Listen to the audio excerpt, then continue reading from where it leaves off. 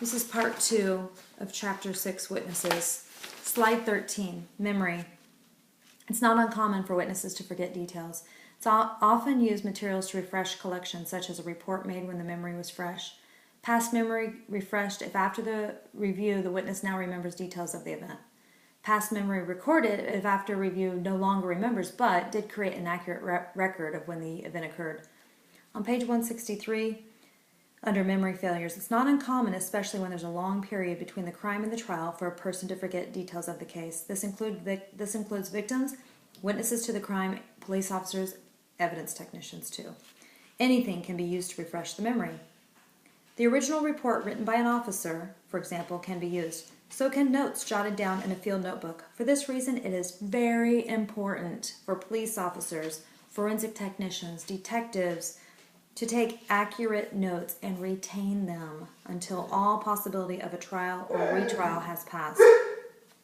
In court, it's not uncommon for one to need to refer to their notes or report.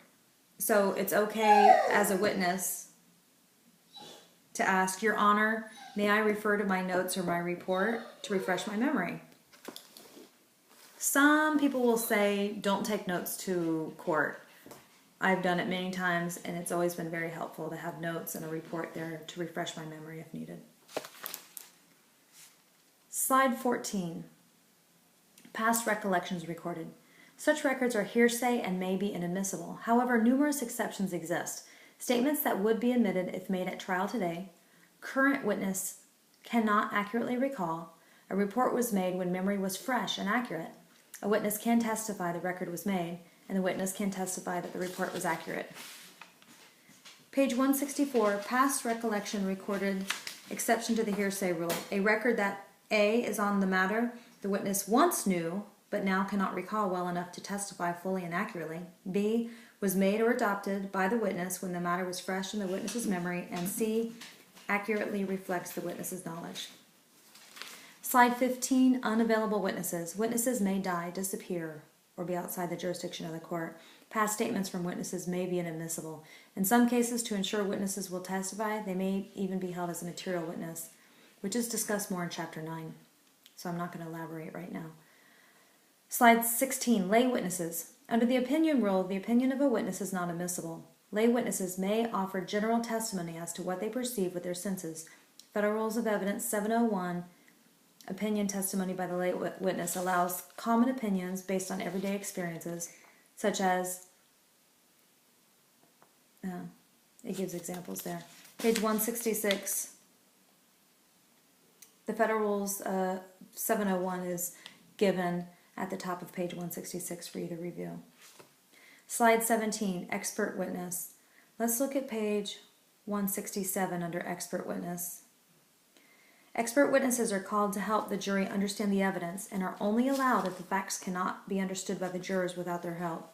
Some require extensive education, whereas others are based on specialized training and experience. Look at page 168 of your book. Federal Rule 702. A witness who is qualified as an expert by knowledge, skill, experience, training, or education may testify in the form of an opinion or otherwise if the expert's scientific, technical, or other specialized knowledge will help the trier of fact to understand the evidence or determine a fact and issues. The testimony is based on sufficient facts or data. The testimony is the product of reliable principles and methods, and the expert has reliably applied the principles and methods to the facts of the case. Page 169, foundation for expert witnesses. In order to use an expert witness at trial, a foundation must be laid that establishes three main things. 1, the jury needs the help of the expert. 2, there's a recognized area of expertise that applies. And 3, the person is called to testify has the appropriate background to qualify as an expert.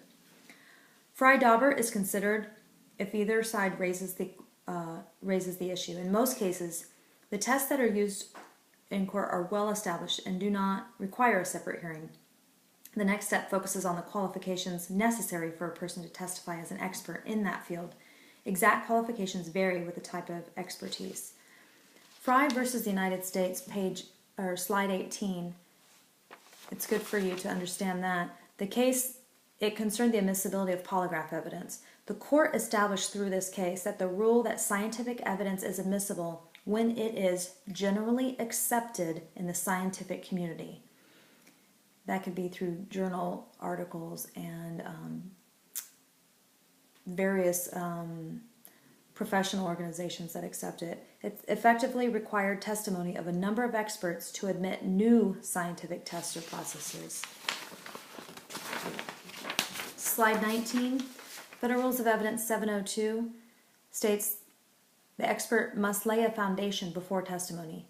The expert must explain the methods used, must show how the methods applied to the current facts. The foundation, is the expert necessary to lay the foundation? Is this an area of expertise that applies to the current case? Does the witness qualify as an expert? Most modern tests meet the Daubert standard. Slide 20. Daubert standard was from the Daubert versus Merrill Dow pharmaceutical case.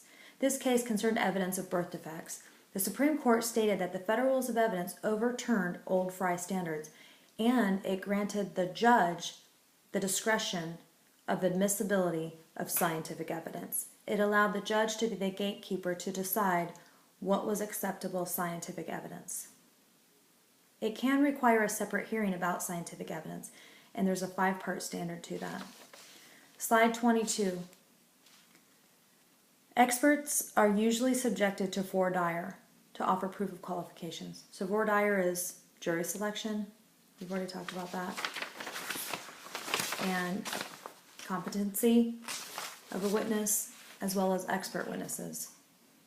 Examination of the expert is often use hypothetical questions, used to show probability of guilt or innocence.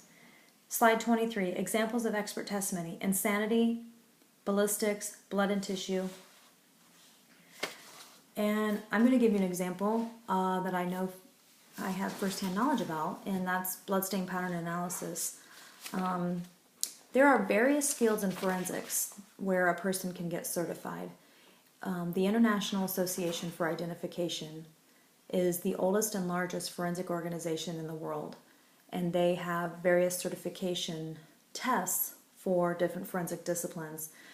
The requirements are very extensive and challenging, and so it holds up really well in court when someone who is certified gives testimony about a case. I'm certified as a bloodstain pattern examiner through IAI.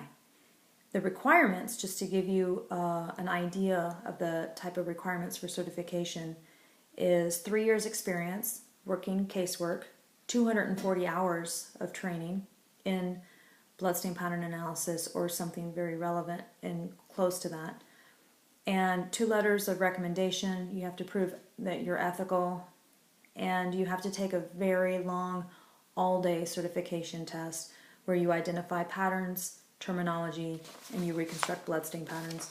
Certification lasts for 5 years, and then to recertify you have to take another test, show that you have continued education and you're still working in the field. I just took the recertification test recently. And in something like that, typically the prosecution or defense could call you, depending on if you work cases on your own or if you work for a police department. I work cases on my own now, and they'll ask you lots of questions about your background experience, and then you have to kind of teach the jury what you've learned, or teach the jury about the basic foundation, and then you answer questions and show how it relates to the case at hand and how you come up with your opinion of the bloodstain patterns. For me, it would be for another expert, whatever the forensic evidence is. So that's the end of chapter 6.